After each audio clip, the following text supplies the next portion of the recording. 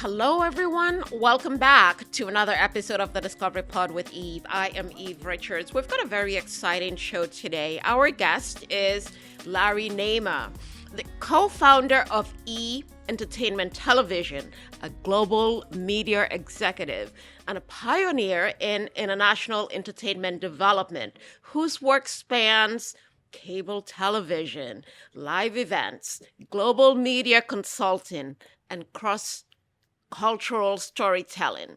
Before we delve into Larry's background, I'd like to introduce my co-host, Tyrone DuBose. I hope I'm pronouncing it correctly. I'll take it that way. You can call me anything you want. Just don't call me late for dinner. I'm good. Last name's Dubois. But first of all, let me begin by thanking you so much for allowing me to be here. And I'm honored, of course. It's a new year, and I'm looking forward to sharing this space with you as well. Tyrone, it's so good to have you back. It feels like it's been ages. And I know if we could talk about it just because it's the new year, you have been sick, but you're looking wonderful. It is so good to have you with us. Did you want to share anything about I can. In March of last year, I was diagnosed with cancer, and the good news is that it was stage 1. However, it allowed me to some degree of being able to take radiation and, of course, finding my way back. So I've lost over 40 pounds, but the good news is that my life was spared, and I'm so eternally grateful to be here with you along with everyone else. And for everyone who sent thoughts and prayers and calls and everything else, I can't thank you enough. Those things mean more than you can ever imagine. Just one more reason to recognize the importance of friends and the importance of life. It is so good to have you. And, you know, when I saw your post on Facebook and Instagram, when you talked about your health journey and how you were feeling better, I was so moved by that because it's something that I think you sharing your journey would help other people as well. So thank you for sharing. I think it's so important of being able to be a bit transparent. Of course, not only just being a public figure, because things can get out of hand, but my thought is that by being able to just share my truth, and I'm not the only person that goes through these things. I'm sure everyone else who does as well will, recognize that we all have an opportunity to reinvent and have an opportunity to live. Yeah, thank you. And so what else are you working on before we jump into our chat with our guest today? Well, the good news is that as an R&B historian, of course, I'm still doing television programs and for different places around the world. But next couple of weeks, I'll be on tour with the Soul Train Cruise again. And I am going to be there with doing a television interview and a show with Jimmy Jam, which is kind of cool. I'm looking forward to that. Congratulations. Yes, That's fantastic. Oh, my goodness. You're always busy doing a lot of stuff and obviously inspiring so many people around the globe. So I'm looking forward to our conversation today. Thank you so much. So it's a good segue into introducing our guest. Larry Naema is known as the co-founder of E! Entertainment Television, a network that expanded to more than 140 countries and reached a valuation exceeding $7 billion.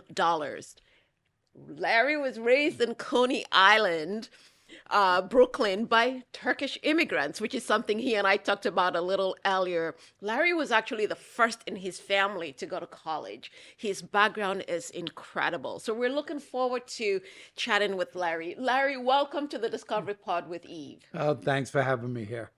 It's so good to see you. So Larry, you were raised in Coney Island by immigrant parents and were the first in your family to go to college. When you look back, how did that early environment shape your relationship with ambition and risk? Well, I mean, my parents, they were, like early immigrants, and their aspiration for their children was get a civil service job and, have security throughout life. For whatever reason, I didn't listen. But, the one thing, several things they instilled in me. Number one was work ethic. I mean, it was expected. 12 years old, you go to school. You don't get to go out after school. You got to work at some place. And then summers, we're not at summer camp. Summer, we were working with my dad on a Pepsi Cola truck, delivering and stuff. So you really develop this work ethic and stuff. And, so that helped a lot. And the other thing, which is mainly from my mom, was kind of learning how to respect other people and other cultures. My mother was always one, when you're a guest in someone's house, you're not there to change their furniture. you know, and that's really what helped me dealing in other countries. People say, you know, you had a #1 TV show in Russia, you had a #1 TV show in China.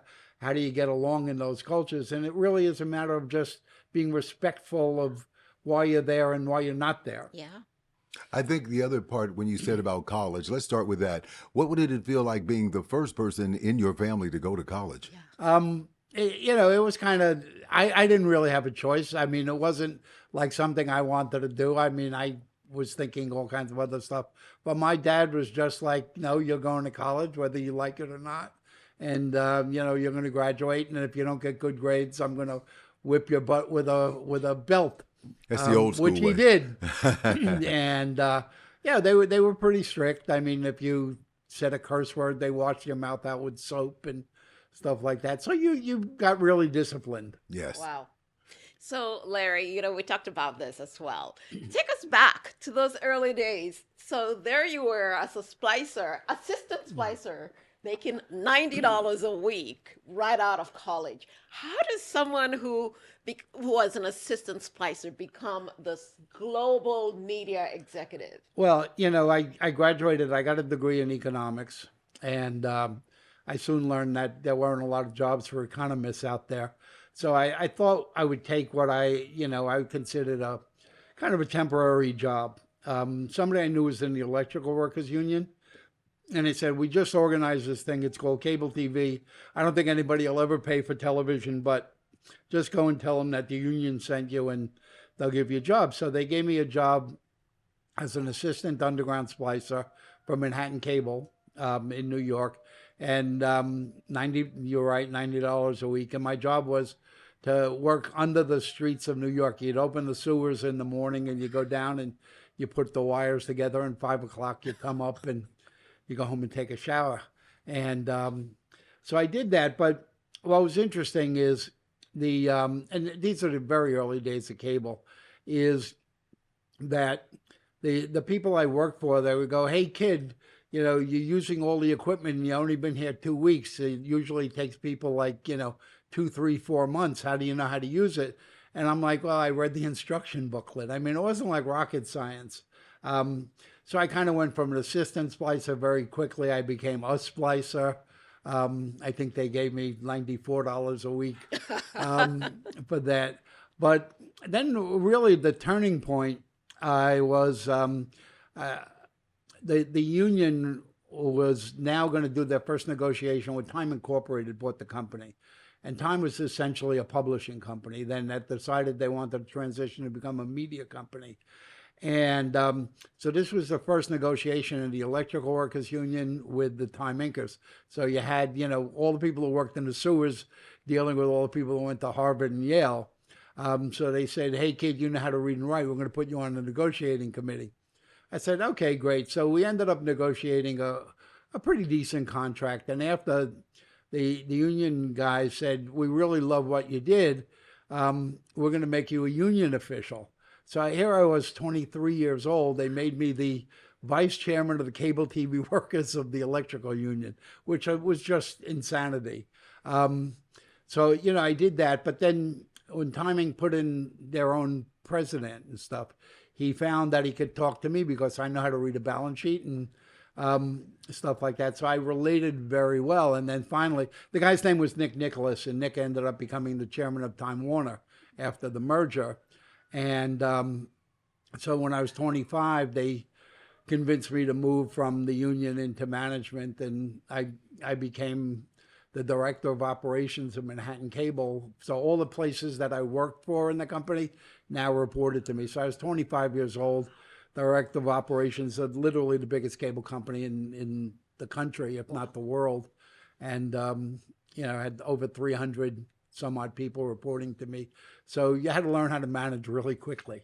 What was the aha moment for you, particularly with the becoming of e-networks? And part of that is because back in the day before there was cable, there were already news shows of that nature on just standard television. What was the aha moment for you with that? Yeah, well, what happened was all the big cities decided that they wanted cable. But they wanted the cable not to go on telephone poles. They wanted to go underground. So this company from Canada won the franchise for Los Angeles, the San Fernando Valley part.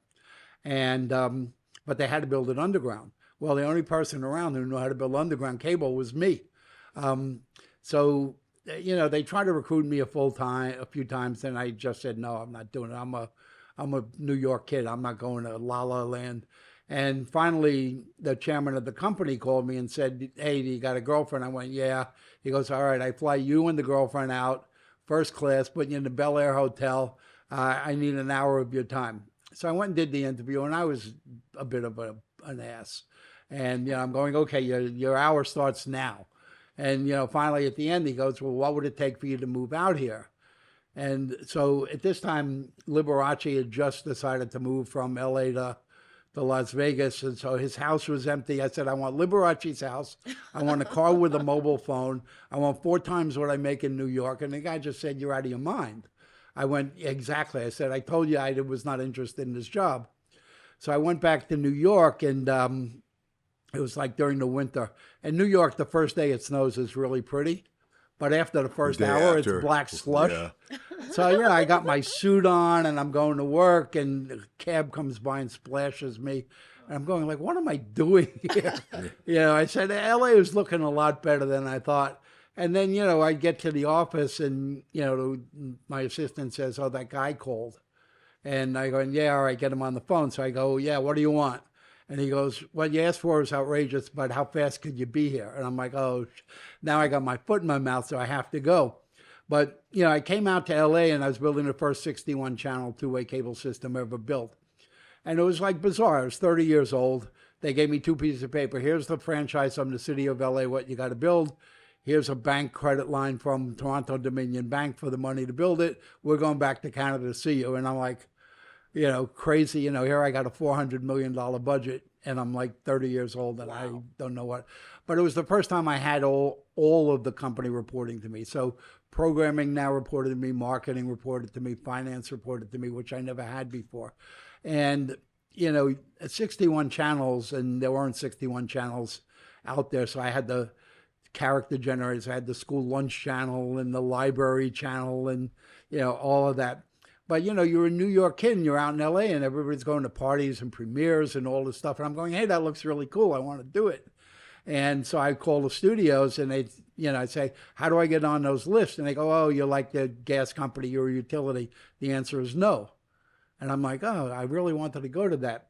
But then I was talking to somebody from Universal and I said, "I don't understand. The most efficient vehicle you have for marketing a movie is a movie trailer. Yet the only time I ever see a movie trailer is when I'm in the movies." I said, "Wouldn't you want me to see that when I'm in my house to make me want to go to the movies?"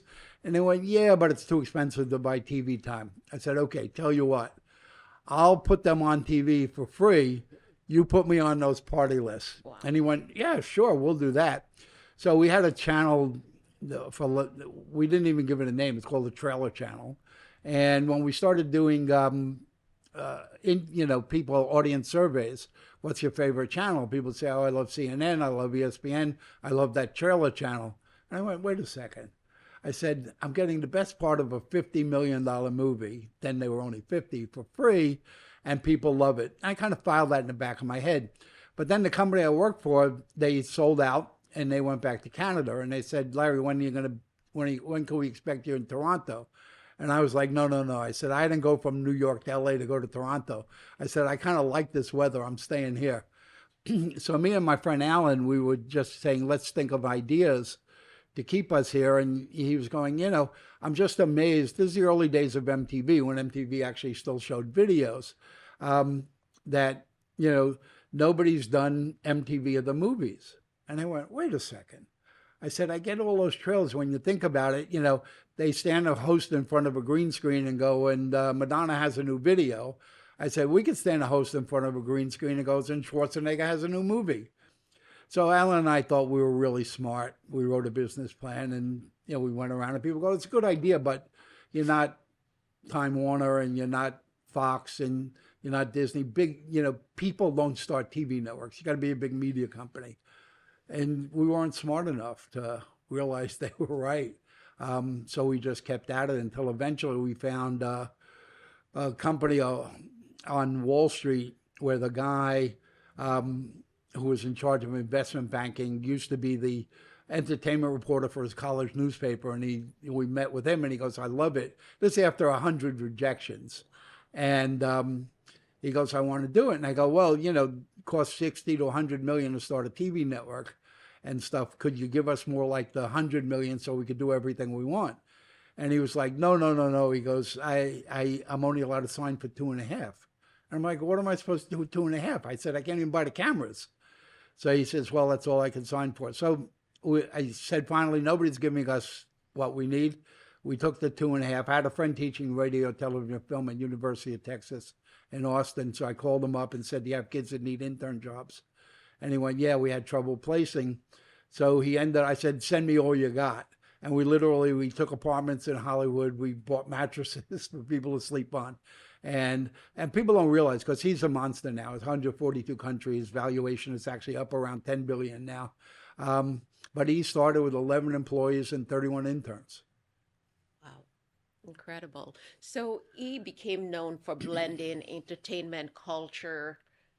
How intentional was the identity from the beginning? I mean, you had such great shows like Fashion Police and Talk Soup. There's that saying, that necessity is the mother of invention. It's really true. We didn't have money, so we had to be very, very creative and stuff there. And by not being in the industry, really helped at the beginning, because we weren't trying to just do things the way they were always done. When we came up with Talk Soup, everybody thought we were crazy. They were going, "You want to do a TV show that makes fun of TV shows?" And I'm going, "Yeah, exactly." And they're going, "You can't do that." I go, "Why not?" So, that show, Greg Kinnear launched Greg's Kinnear and launched a whole bunch of other careers. And then we went on, and, I was in an elevator in New York, and I met this tall guy who was telling me that he's a great radio announcer. And I'm like, "Yeah, I don't want to tell you, but radio's dead for 40 years. And he goes, "No, you got to come and see my show." And I went and saw the show. And I went back and told the crew, I said, "I want to put cameras in this guy's radio studio." And they were like, "Larry, radio's dead." I go, "No, you don't understand. There used to be a sitcom called WKRP in Cincinnati." I said, "This is the reality TV version of KRP in Cincinnati." That guy was Howard Stern. Howard ended up doing pretty well and stuff. So just by not having a lot of resources, it kind of forced us into doing things that were kind of off the beaten path. And we didn't really know the rules that the media world played by. So we just kind of kept making up our own. And what were some of the highlights of ETV? Tell me some of the highlights that you are the most proud of that brought you to another level of what you were doing. Well, I think Talk Soup, obviously, everybody said we were insane for doing that. Talk Soup ran 26 years. Did really well. The Kardashian girls, I know them since they were literally babies.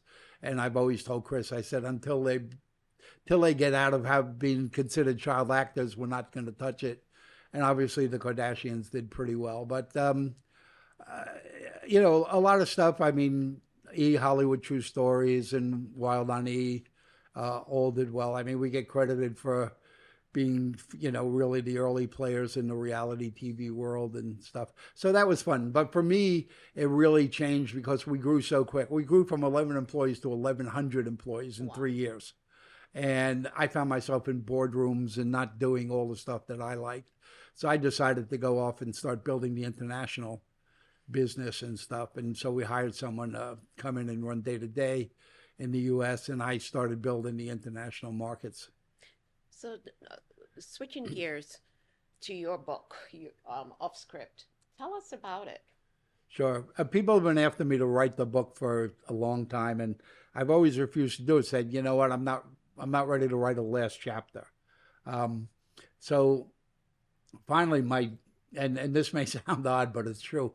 So my daughter had a baby, so now I have a little grandbaby. And my kids are interesting because my son is like his mom, 12 years of Catholic school, never told a lie. He's the sweetest, nicest boy you'll ever meet.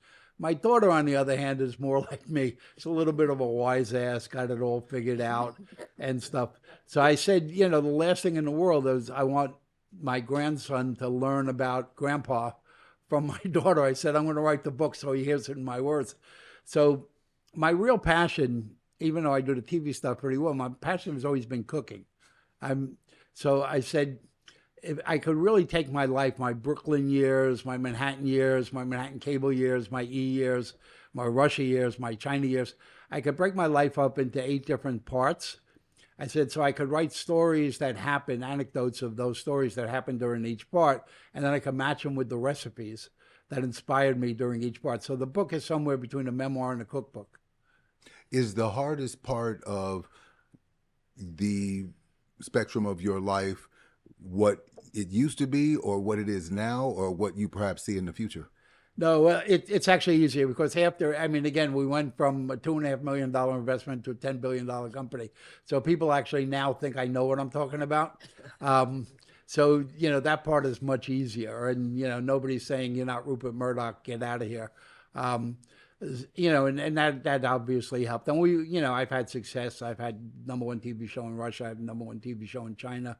And, but I've always been a futurist in that I'm much more interested in what's going to be rather than what was. So I've been really involved in, the whole thing of international television and stuff. I realized that, if you go back 100 years or so, if you wanted to make visual entertainment, you had to come to Hollywood. You needed big sound stages and expensive cameras.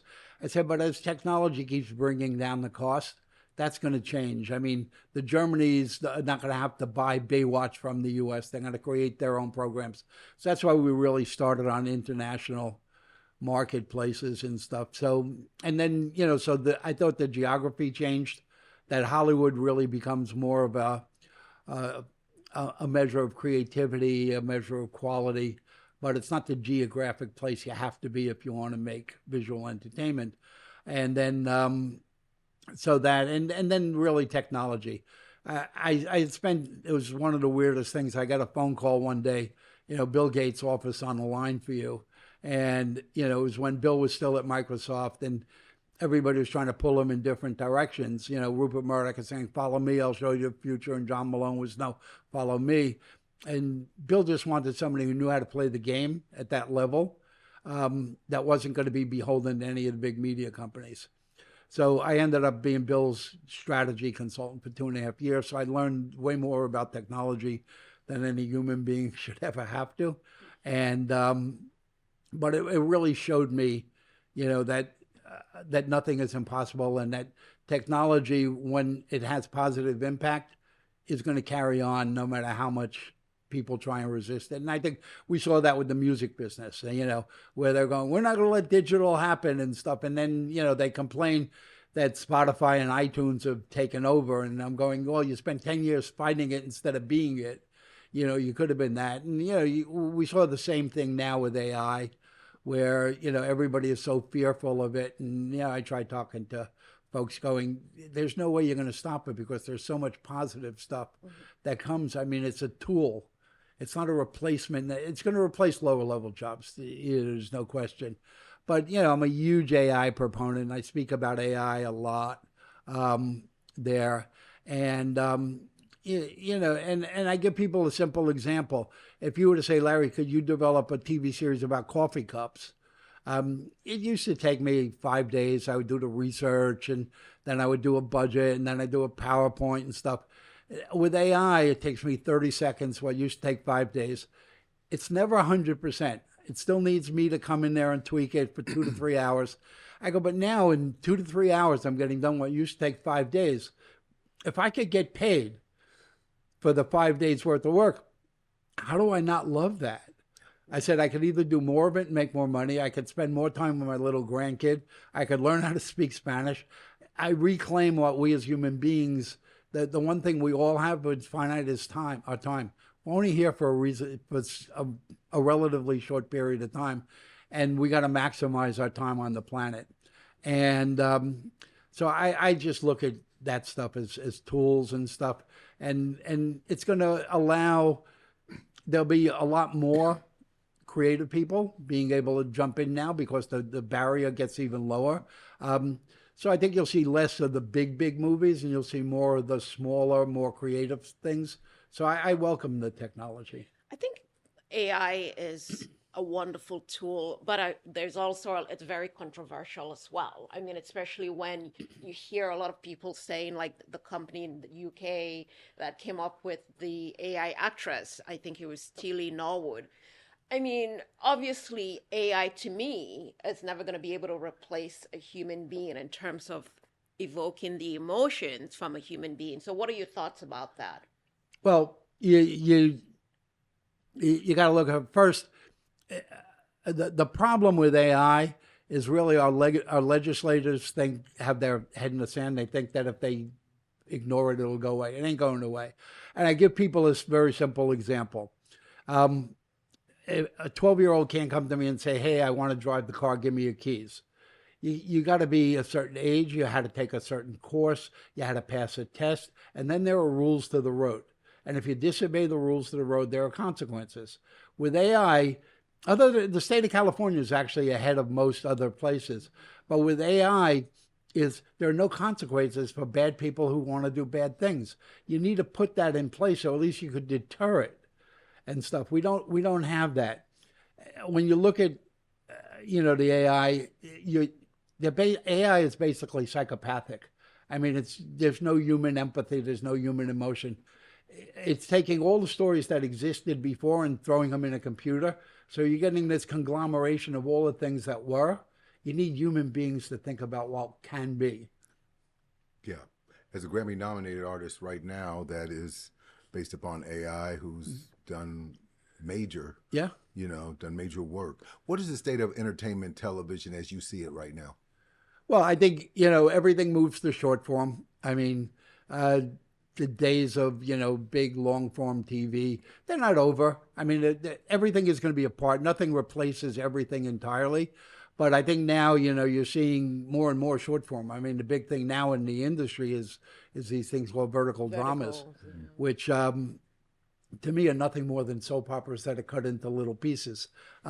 So when I go to these events and people are going, we reinvented television. I go, no, you didn't. It's been around. I mean, the way to do vertical dramas, which you get soap opera writers who know how to write in 2-minute arcs. And that's really all it is. So you're seeing more and more short form. You're seeing people consume media more on devices than on big screens, although there's room for all of it. It's not this or that, it's all. And, I've been in China for years, and I've been doing verticals for 8 years now, because, one of the shows that I had there was called Hello Hollywood. And when we started, kind of E-News Daily, but done for the Chinese audience. And when we polled people, we found 72% of the people were watching us on a cell phone. So I just, without really thinking, I said to my production crew, I go, why are we shooting horizontal when everybody watches us vertical? So we had to start thinking, first getting hosts to stop going, and let me tell you, because the hands would fly out of frame, and we had to figure out how to do the lighting, how to do the audio and stuff. So you're seeing a lot more of that. And then, I hear people now, and again, very short-sighted, going, well, but then if you shoot it vertical, you're never going to be able to show it on a TV screen. And I go, today that's true, but in 6 months, you're going to find that it's not going to be true. Because what's going to happen, and I know this for a fact because we consult to some of the companies in China, is by shooting vertical and then using AI, the algorithm can now figure out what the fringes look like. So you're going to be able to shoot in vertical, and it's going to turn it into horizontal, and you can watch it any way you want. So the obstacles will all be gone in a year. Yeah. So Larry, I know you're working on several projects, and you're also producing several podcasts, and one Stall Talk, which I was a guest on last year, which was a great show. And you've got another one, The Immigrant, right? Yeah. Can you tell us about? Sure. Well, Stall Talk came. An actress in town used to be on Three's Company in Dallas. Jenny Lee Harrison is a dear friend, and Jenny Lee was always saying, "You got to help me. Women should have a bigger voice in media." So I said, "Okay, when I have time, I'll help you with that one." And it's always amazed me, this phenomenon. You go to dinner with a few couples, and one woman says, "I got to go to the restroom." And you guys all get up and go. and we're sitting there going, where are they? What are they doing? What are they talking about? But there's this camaraderie that I think women share with other women of all ages, all demographics, that we guys don't get. I mean, we'll talk about sports, we'll talk about business, but we don't talk about our feelings. We don't talk about the latest in MAC cosmetics and stuff like that. So Stall Talk is really meant to be kind of this safe place for women to have those conversations there. And then for guys like me who are trying to figure out what it is they're doing, to be able to look in like a fly on the wall and going, now I understand a little more. So Stall Talk really is doing that. It's like 30 episodes in, and it's really done really well and stuff. So that's one. And then the other one is I'm working with some folks. I've been amazed that, particularly in the last 15 years, this country has lost track about the thinking of immigration and stuff. This country has been built on the back of immigrants. Okay, but in the last 15 years, we've kind of the narrative has shrunk into like immigration is bad. It's not immigration is bad. Not having good immigration policy is bad. Not having borders that you can control is bad. But, you look at all the things that immigrants have brought to our lives that are positive. We've lost track of that. So working with a magazine called Immigrant, which is a journalist, a woman named Pamela, she's from Cameroon. Pam Chang. Pamela Ann Chang. And she's from Cameroon. Her husband's from Nigeria. They started this magazine. So we're doing a podcast, non-political, but just telling positive stories of immigrants who have come here and done well, and that we all are enjoying the things that they brought to us there, just to remind people there, again, without taking a political position, just going, hey, in case you didn't know, those vaccines that you got were created, the computer program that you've been using, created by immigrants, the train system in this country was created by immigrants, and so doing that. And then the next one we've got coming up, it'll be a little further in the spring, working with a bunch of young Asian Americans, doing one that's more comedic. It's called Boba Therapy, and it's about being a young Asian American in in this country. What do you believe the criteria?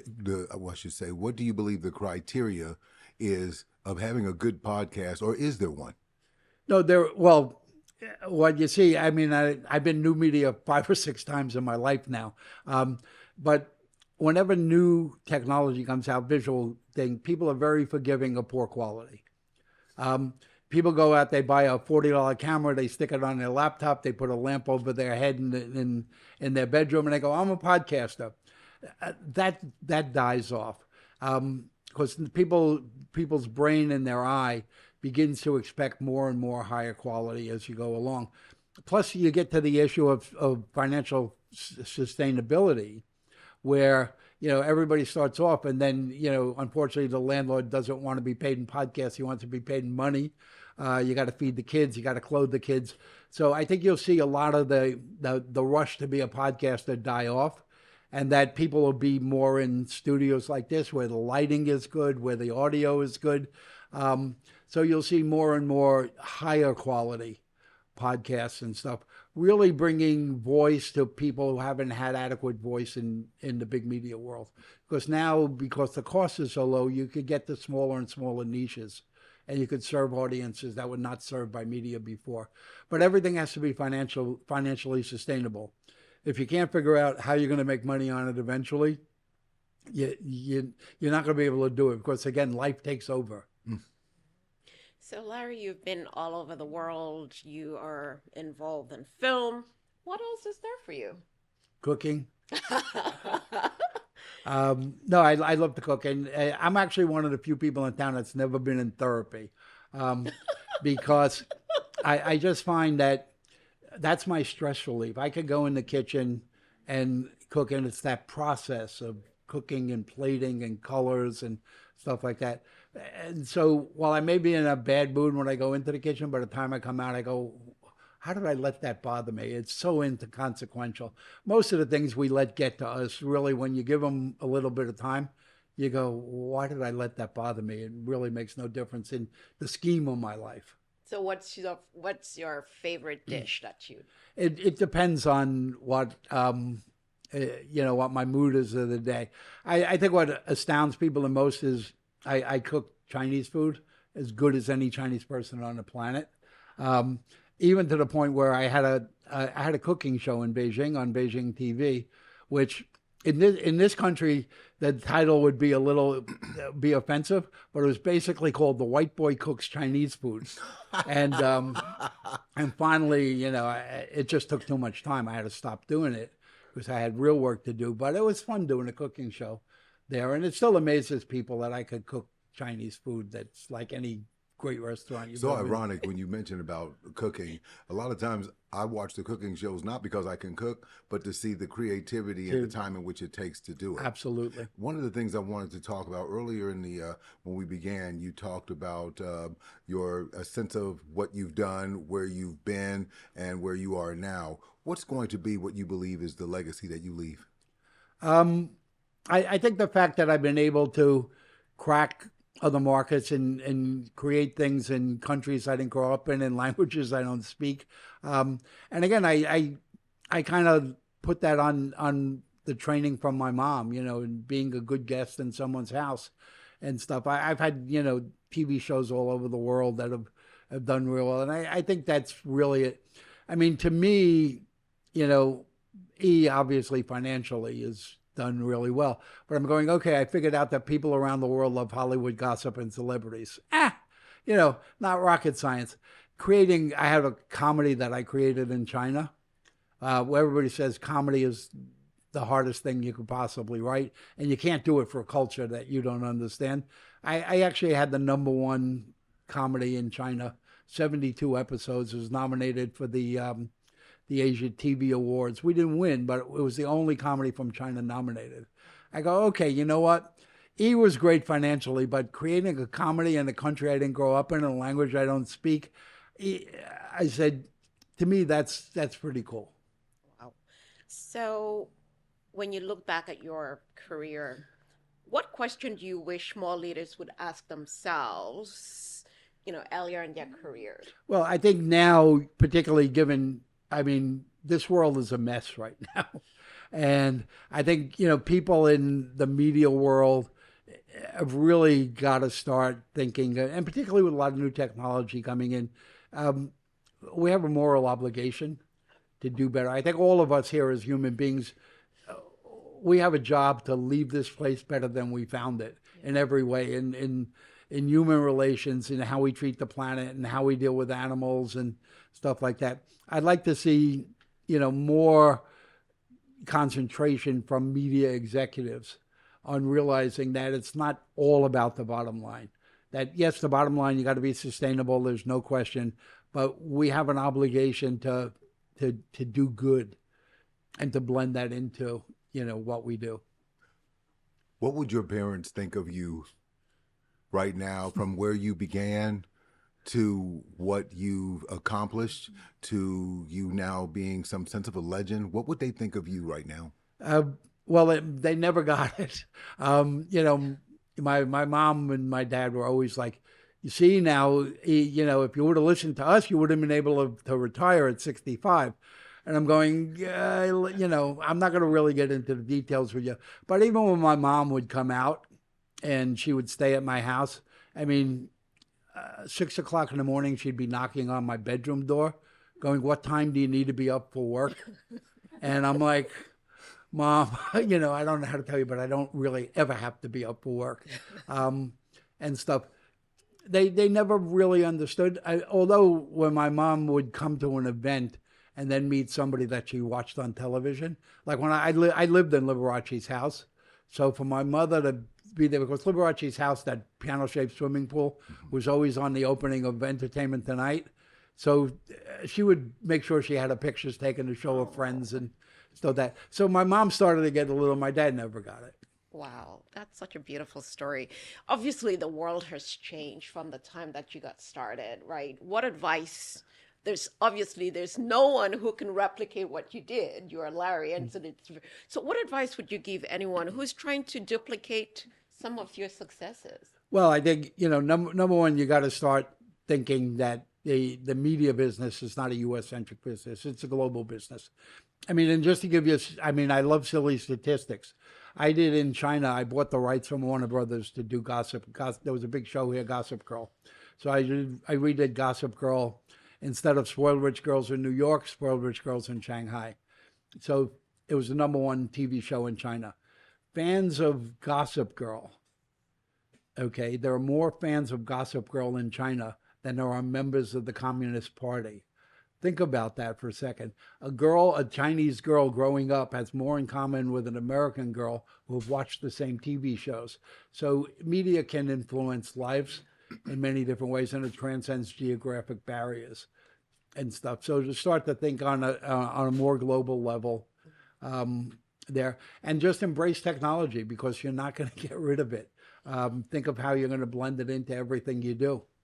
Wow, Larry, we're down to the 3-minute mark. So the last question, if you were to have dinner with 3 people, dead or alive, who would it be and why? Albert Einstein, for one, because I think he's just fascinating. Probably John F. Kennedy, because, I think, particularly looking at the situation in this country now, we're so divided. And I grew up in that Kennedy time, and it was the only time where, if somebody would have asked me back then, they go, "What are you?" Today, the answer is, "I'm a Democrat, I'm a Republican, I'm a, whatever." We were all Americans then. And it's always, you never thought of saying what your political affiliation. And we were united. We were going to be the first ones to land on the moon, and just the country was totally united in that mission. We need a mission now. To me, if you had to pick a mission, it's going to be education, because we've dropped from being the number 1 country to being the number 17. We're behind Nigeria now, which to me is almost criminal. Wow. Larry, thank you. What a great way for us to start the new year with such an amazing leader. Very inspirational episode. Thank you so much for being here with us today. I'm honored, Larry. Thank you so much. You're a class act, sir. Thank you very much. You got it. Roger, thank you so much for producing. Asher, thank you for being back behind the camera. Tyrone, of course, it's always wonderful hosting with you. Ladies and gentlemen, please remember to watch this very inspirational episode with Larry Naima on the Discovery Pod with Eve's YouTube channel, or you could listen to us on your favorite podcast platform. Again, Larry, thank you so much for being here with us. It was such an amazing, very inspirational episode. This was indeed, Larry. My pleasure. Thank you, sir. Thank you, everyone.